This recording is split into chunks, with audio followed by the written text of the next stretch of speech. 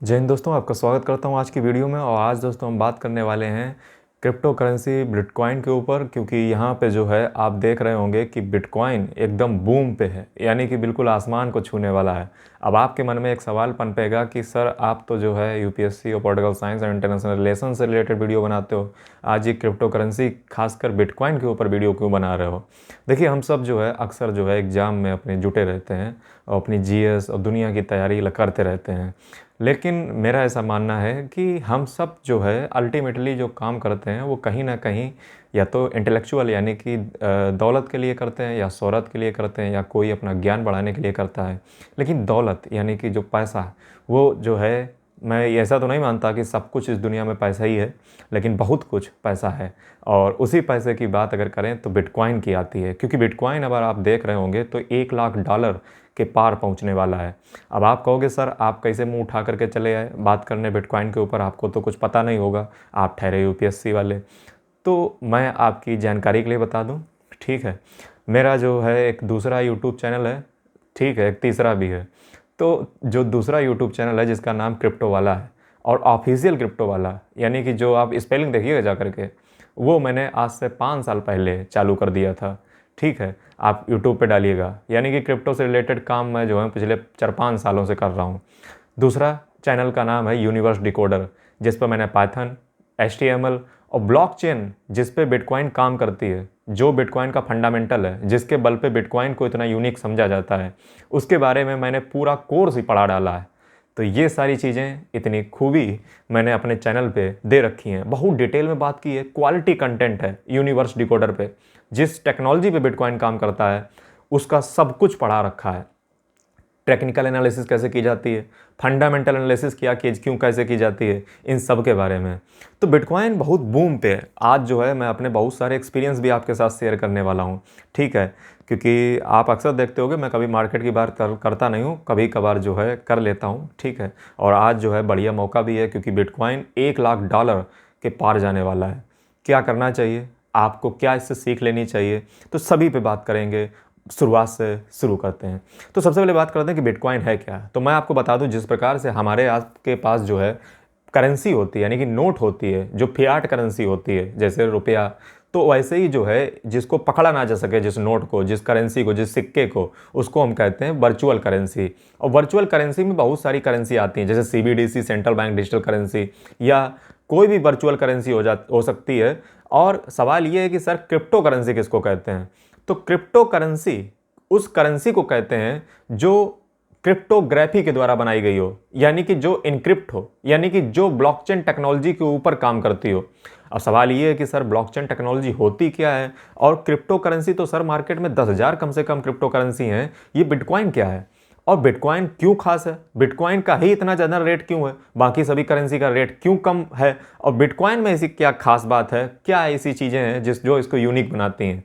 तो मैं आज पहली बार इस पर चर्चा नहीं कर रहा हूँ। आप क्रिप्टो वाला पे जाओगे तो मैंने घंटों के लेक्चर ले रखे हैं, ठीक है। तो मैं आपको बहुत समराइज करूंगा इस वीडियो में, क्योंकि जो है ये यूपीएससी को डेडिकेटेड चैनल है और political science and international relations के स्टूडेंट के लिए है। फिलहाल मैं यहाँ पे सिर्फ ऐसे ही मजे के लिए जो है आज बात करने आया हूँ। तो बिटकॉइन जो है, बिटकॉइन भी एक क्रिप्टो करेंसी है, और जब बिटकॉइन एक क्रिप्टो करेंसी है तो ये ब्लॉकचेन पे काम करती होगी। जी हाँ, बिटकॉइन ब्लॉकचेन टेक्नोलॉजी पे काम करती है। ब्लॉकचेन टेक्नोलॉजी होती क्या है? ब्लॉकचेन टेक्नोलॉजी का मतलब है कि एक ऐसी टेक्नोलॉजी जो डिस्ट्रीब्यूटेड हो, इम्यूटेबल हो, और लीजर टेक्नोलॉजी। मतलब इसमें होता क्या है, इसमें ट्रांसपेरेंसी रहती है। जैसे मैं दुनिया को किसी भी व्यक्ति के द्वारा किसी भी समय किसी भी टाइम पे जो पैसे भेजे जाते हैं, या कोई भी एक्सचेंज ऑफ ट्रांसफर या ट्रांजैक्शन होता है, उसकी जानकारी कोई भी व्यक्ति जा करके लीजर को देख करके वेरीफाई कर सकता है। ये ब्लॉकचेन की खासियत होती है। यानी कि आजकल के जितने भी कागजी कार्रवाई अगर ब्लॉकचेन पे की जाने लगे तो सारी चीज़ें जो है वेरीफाइबल होगी, हर व्यक्ति उस पर वेरीफाई कर सकता है। और जो इसको सबसे इंपॉर्टेंट चीज़ जो महत्वपूर्ण बनाती है वो ये है कि पूरी दुनिया में डिस्ट्रीब्यूटेड होती है। यानी कि कोई भी व्यक्ति जा करके कोई भी ट्रांजैक्शन की डिटेल को, जैसे आपकी बैंक अकाउंट की डिटेल आप ही देख सकते हो, लेकिन ब्लॉकचेन पे हर कोई व्यक्ति आपकी बैंक अकाउंट की डिटेल या कोई भी ट्रांजैक्शन जो भी आपने आपने प्रॉपर्टी या किसी प्रकार का ट्रांजैक्शन आपने डील या फिर किसी प्रकार का आपने किया है उसको वेरीफाई कर सकता है। अब आप कहोगे सर इसका मतलब तो हमारी प्राइवेसी चली गई, हमारी जो निजता है वो चली गई। नहीं जाएगी, क्योंकि ब्लॉकचेन पे आप जो भी काम करते हो वो उसका एक हैश वैल्यू होता है, यानी कि आपका जो है एक एड्रेस होता है जो इस प्रकार से कोडेड फॉर्म में होता है, जिसको पढ़ करके वहाँ पे आपका नाम नहीं लिखा होता है कि जो है आपका नाम लिखा हो कि कैरी मिनाटी, तो ऐसे जो है आपका नाम नहीं उसमें लिखा होता है। उसमें सिर्फ जो है एड्रेस होता है, आप एक एड्रेस से दूसरे एड्रेस पे पैसा गया, उसका नाम नहीं उसमें लिखा होता है, यानी कि सिक्योर है, प्राइवेसी उसमें जो है आप मान सकते हो। जैसे इसका फायदा क्या होगा, इसका फायदा सबसे बड़ा होगा जो एंटी टेररिस्ट एक्टिविटी होती हैं, जैसे उसमें पैसा भेजा जाता है तो उसमें हम ट्रैक कर सकते हैं कि किस खाते से पैसा कटा, फिर उसका कैसे जो है लेयरिंग किया गया, किस खाते में पैसा गया, किस खाते से पैसे फिर किस खाते में गया, उसका मेन सोर्स क्या था, ये सारी चीज़ें आप पता कर सकते हो ब्लॉकचेन के जरिए। यानी कि ब्लॉकचेन में पैसे की पूरी लेयरिंग दिख जाती है कि भारत सरकार के पास से पैसा किसके पास आया, किसके पास से फिर किसके पास गया, किसके पास से किसके पास गया, ये पूरी लेयरिंग आपको ट्रांसपेरेंट तरीके से ब्लॉकचेन में दिख जाएगी। यानी कि हमारे देश से करप्शन यानी कि भ्रष्टाचार मिट सकता है। ठीक है, यानी कि ट्रांसपेरेंसी होती है, पारदर्शिता होती है बिटकॉइन में। जी हाँ, इसीलिए इसको हम यूनिक कहते हैं। लेकिन अभी बात खत्म नहीं हुई है। ठीक है, ये पारदर्शिता तो जो है कोई भी करेंसी में ला सकता है, यानी कोई भी जो क्रिप्टो करेंसी होती है उसमें सब में ही ये सब चीज़ें पाई जाती हैं। अच्छा, तो फिर और भी इसकी क्या चीज़ यूनिक बनाती है, और जो इसको यूनिक बनाने वाली चीज़ है वो है इसकी इम्यूटेबिलिटी।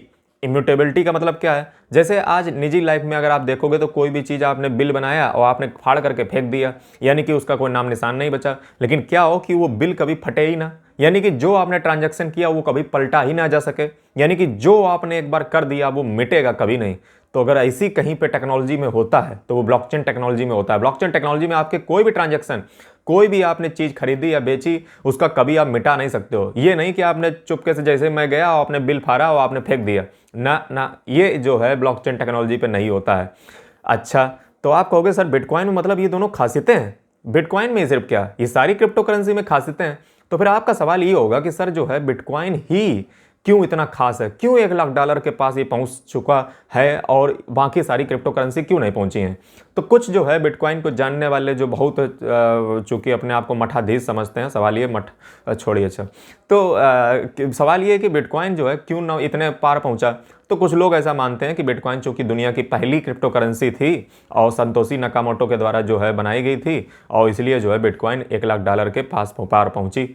लेकिन मेरा ऐसा मानना है, और दरअसल वो सही मानना है, और क्योंकि मैं जो हूँ पिछले 4-5 सालों से ये क्रिप्टो करेंसी, खासकर बिटकॉइन, इनकी बहुत सारी वीडियो, कम से कम 250 वीडियो आपको माई क्रिप्टो वाले चैनल पर मिल जाएंगी जहाँ मैंने इस पर डिटेल में बात की है। तो मैं आपको बहुत अच्छे से बता सकता हूँ कि बिटकॉइन में ऐसी क्या चीज़ है।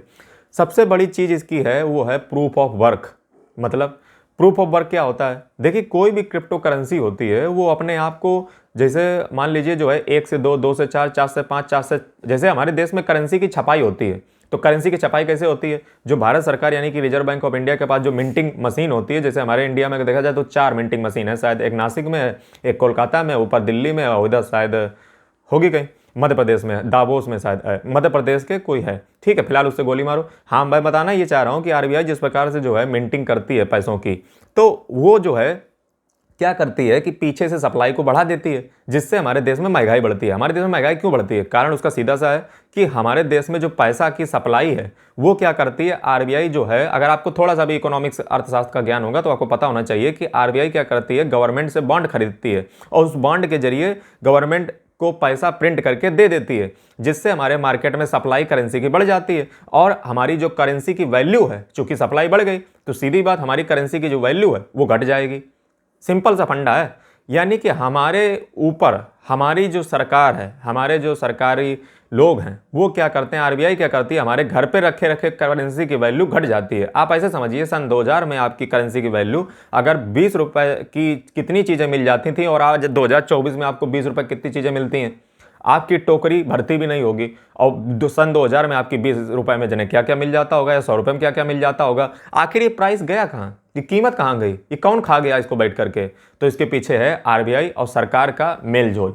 अच्छा, यानी कि सरकार हमें बताती भी नहीं है कि कितना पैसा प्रिंट किया, कितना सप्लाई बढ़ाया, और हमारे तो पैसों की कीमत तो ऐसे ही घटा दी, यानी कि महंगाई बढ़ा दी और हमें पता भी नहीं चला। हमारे घर पे बैठे बैठे हमारे कीमत जो है पैसों की घट गई। ये तो बहुत गलत बात है, नाइंसाफ़ी है, घोर नाइंसाफ़ी है। तो इस समस्या को दूर कैसे किया जाए, जब दुनिया के पूरे इकोनॉमिक सिस्टम में 2008 का फाइनेंशियल क्राइसिस आया तो उसी में से एक व्यक्ति निकला जिसका नाम संतोषी नाकामोटो, जिसके बारे में कुछ ना जानता, ठीक है। तो उसने क्या किया, इसी समस्या को दूर करने के लिए बिटकॉइन नाम का जो है एक क्रिप्टो करेंसी बनाया और उसके लिए जो टेक्नोलॉजी यूज की उसका नाम ब्लॉकचेन रखा। क्यों यूज की मैं आपको पिछले वीडियो में अभी बता चुका हूं, अभी एक्सप्लेन कर चुका हूं। अब बिटकॉइन की उसने सबसे बड़ी जो खासियत रखी वो रखी बिटकॉइन का लिमिटेड, यानी कि बिटकॉइन इस दुनिया में 21 मिलियन है, यानी कि 21 मिलियन से ज़्यादा इस दुनिया में बिटकॉइन आएगा नहीं। और जब ये बिटकॉइन 21 मिलियन हो जाएगा तो बिटकॉइन की सप्लाई खत्म, डिमांड ज़्यादा, और जब डिमांड ज़्यादा तो सीधी बात है बिटकॉइन का प्राइस एकदम तीर जैसा बढ़ेगा।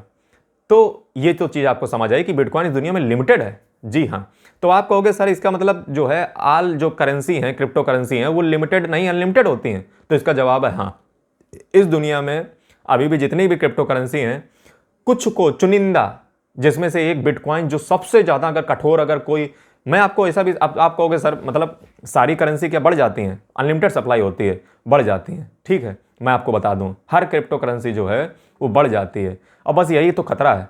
लेकिन बिटकॉइन का जो स्मार्ट कॉन्ट्रैक्ट है, स्मार्ट कॉन्ट्रैक्ट क्या होता है, जो ब्लॉकचेन पे कॉन्ट्रैक्ट लिखा जाता है, जो क्रिप्टो करेंसी जब कोई भी लॉन्च की जाती है तो उसकी एक नियम एवं शर्तें एवं कानून एवं सब लिख दिए जाते हैं। उस स्मार्ट कॉन्ट्रैक्ट को चेंज करना सबकी औकात की बात नहीं है। उस स्मार्ट कॉन्ट्रैक्ट को जो है चेंज करने के लिए हमें चाहिए होता है प्रूफ ऑफ वर्क, यानी कि 51%। आप ऐसे समझिए, अगर आपको बेसिक भी नहीं पता है, फिलहाल अगर मैं बोलने पे आ जाऊं तो कम से घंटों निकल जाएंगे, लेकिन आपको आसानी भाषा समझा देता हूं।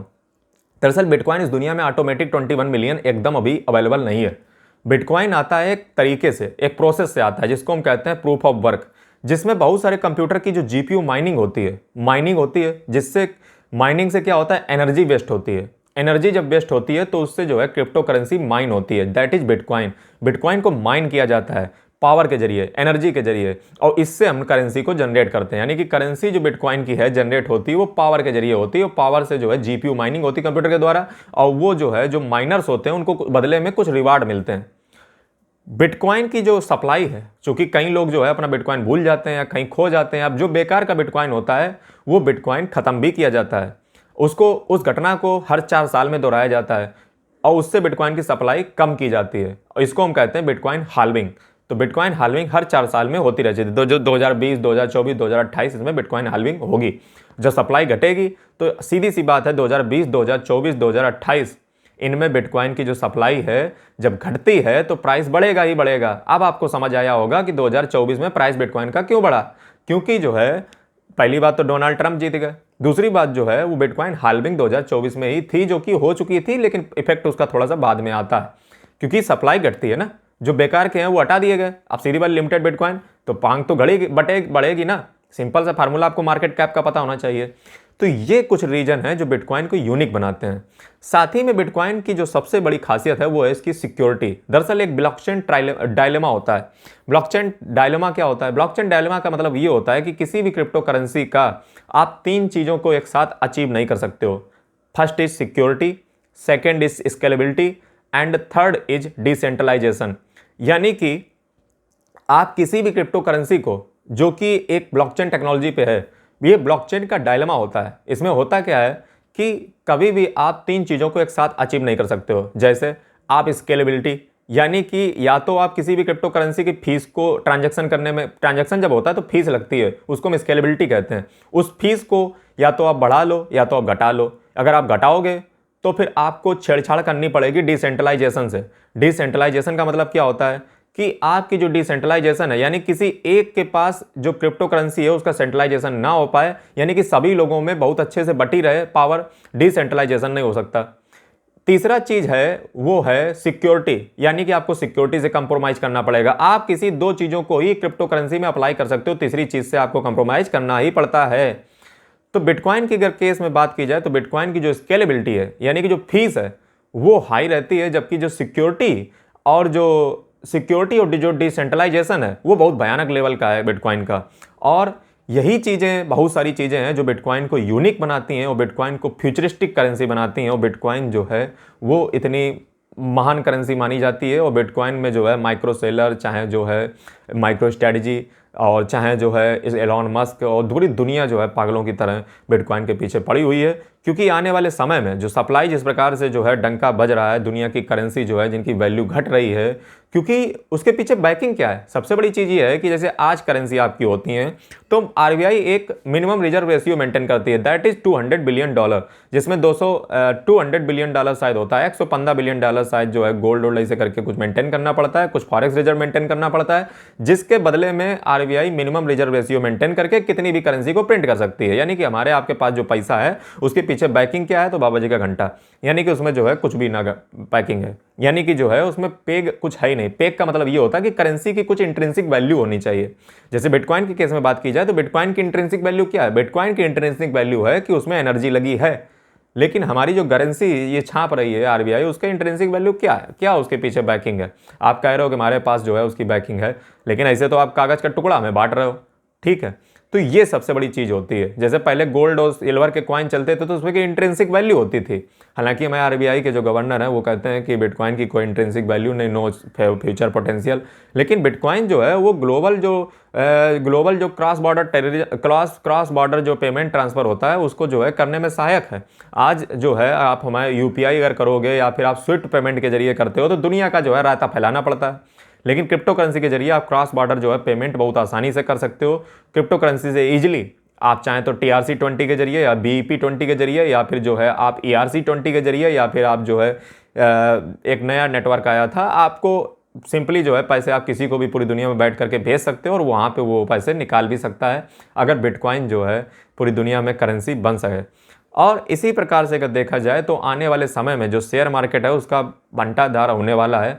कारण इसके पीछे ये है क्योंकि जो है आने वाले समय में, क्योंकि हर जो, अब सीधी सी बात है, आज शेयर आपके कहाँ पे होते हैं? शेयर आपकी सेबी यानी कि security and exchange board of India के रेगुलेशन, या फिर अमेरिका में जाओ तो सिक्योरिटी SEC यानी कि सिक्योरिटी एंड एक्सचेंज कमीशन जिसका जो है मेंटेन करती है। उसी प्रकार से अगर शेयर में देखा जाए तो शेयर में काफ़ी धांधली हो जाती है कि किसके पास कितने शेयर हैं, ये सारी चीज़ें बहुत ट्रांसपेरेंट नहीं रहती, कितने कब ट्रांजेक्शन हुआ, किसने किस बेल ने कितना पैसा डाला, कितनी पोजीशन लॉन्ग है, कितनी पोजीशन शॉर्ट है, ये सारी चीज़ें समस्याएं एकदम बनी रहती हैं।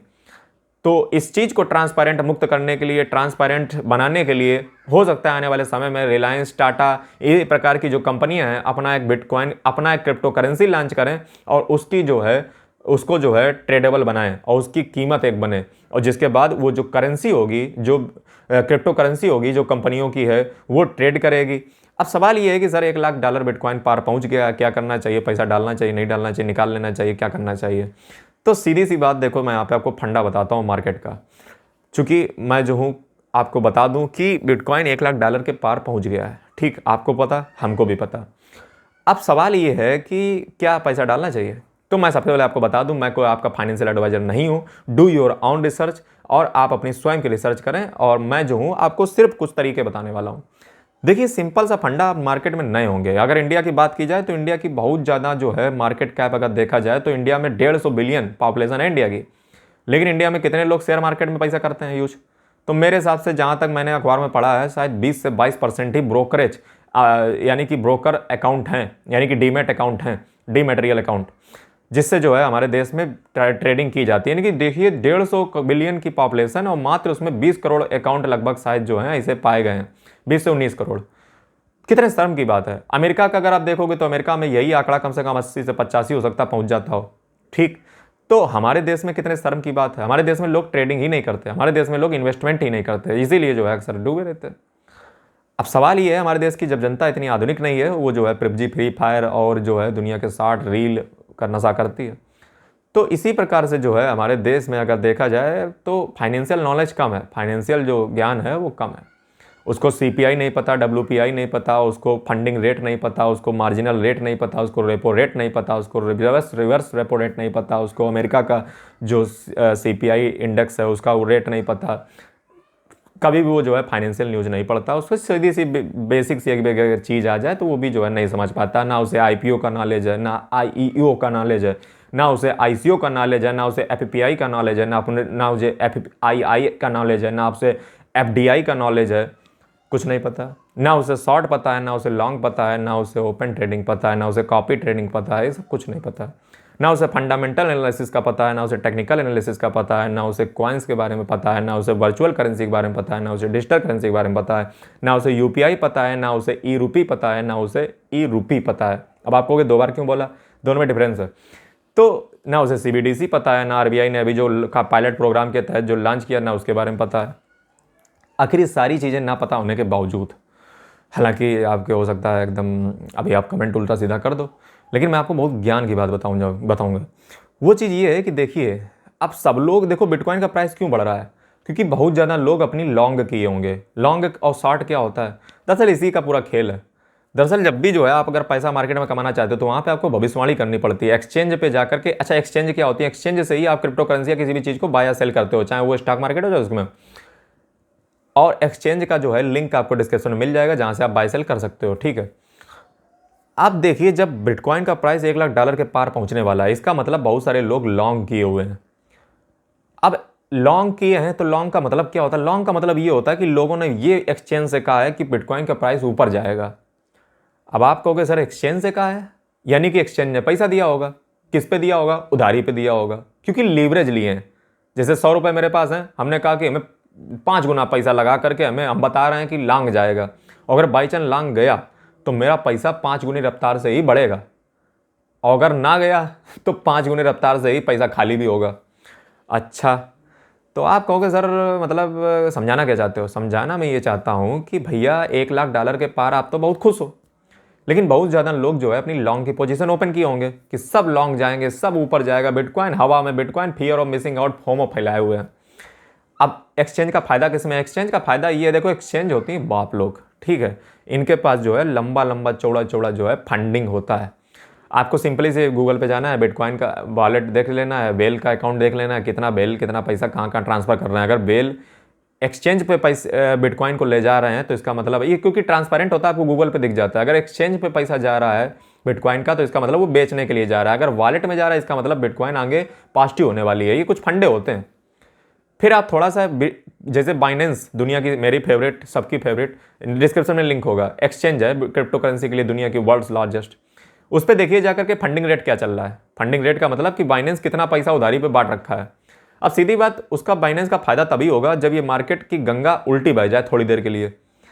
अब थोड़ी उल्टी जब बहेगी तभी तो एक्सचेंज का फायदा होगा, क्योंकि जितनी भी पोजीशन होंगी वो हिट हो जाएंगी और पैसा जाएगा किसके पास, ये एक्सचेंजों के पास चला जाएगा। एक्सचेंज यही चाहती हैं। तो एक्सचेंज पहले फोमो क्रिएट करती हैं, $1,00,000 पार, $1 पार, अरे फिर देखो, फिर गंगा चलेगी थोड़ी देर उल्टे, और गंगा इसी उल्टे चलेगी कि सारी जब तक पोजीशन लिक्विडेट नहीं हो जाएंगी। लिक्विडेट का मतलब जितनी भी पोजीशन सब लॉन्ग लॉन्ग चिल्ला रहे सब एकदम मातम में ना आ जाएं, क्योंकि फियर एंड ग्रीड इंडेक्स जो है वो एकदम हाई होगा। और जब सबरी नीचे आ जाएंगी तो एक्सचेंज को बेधड़क बहुत मोटा प्रॉफिट होगा। यही सारी एक्सचेंज प्रॉफिट चलाती हैं। फिर आप कहोगे इसका मतलब सर बिटकॉइन का फ्यूचर खतरे में आ गया। तो यार फिर वही बच्चन वाली बात कर दी, मतलब दुनिया का रामायण करने के बाद फिर वही बच्चों वाली बात है कि बिटकॉइन का फ्यूचर खतरे में आ गया। मतलब तुम एक दिन में डिसाइड कर लेते हो, मैं आप 5 साल तो जुड़वा लिए बैठा हूँ, बिटकॉइन कहीं नहीं जाने वाला है। ये सिर्फ शॉर्ट टर्म टेम्परेरी फिनोमेना है। ऊपर नीचे हर मार्केट दुनिया की जाती है, कई बार महीनों लग जाते हैं, कई बार सालों लग जाते हैं, लेकिन बिटकॉइन वो चीज़ है जो ऊपर ही जाएगी, और आज नहीं तो कल जाएगी। आप हमारे 4-5 साल पहले पुराने वीडियो उठा के देख लो, चिल्ला चिल्ला कर यही कहता था जब बिटकॉइन का प्राइस $20,000, $21,000, $22,000 हुआ करता था। आज $1,00,000 है। तो हिसाब लगाओ, ठीक है। ना भरोसा हो तो क्रिप्टो वाला पे जाइए और इसे बेधड़क वीडियो पड़े हुए हैं जिसमें मैंने चीख चीख कर कहा हुआ है। तो ये सब टेम्परेरी फिनोमेना है। अगर आपके पास पेशेंस है, फालतू का पैसा है, आइए, वेलकम है। और ये कोई फाइनेंशियल एडवाइस नहीं है, ये वीडियो सिर्फ ज्ञान के लिए था, और आपने बहुत सारी चीज़ें इस वीडियो में मेरे अनुभव से सीखी होंगी, और जो है फटाफट मैंने आपको एक्सप्लेन भी कर दी। इसी प्रकार के ज्ञानी वीडियो देखने हैं, नॉलेजेबल वीडियो देखने हैं, इंफॉर्मेटिव वीडियो देखने हैं तो चैनल को सब्सक्राइब करें, बेल आइकन को प्रेस कर दें। जल्दी मिलते हैं एक वीडियो के साथ, तब तक के लिए जय हिंद, वंदे मातरम।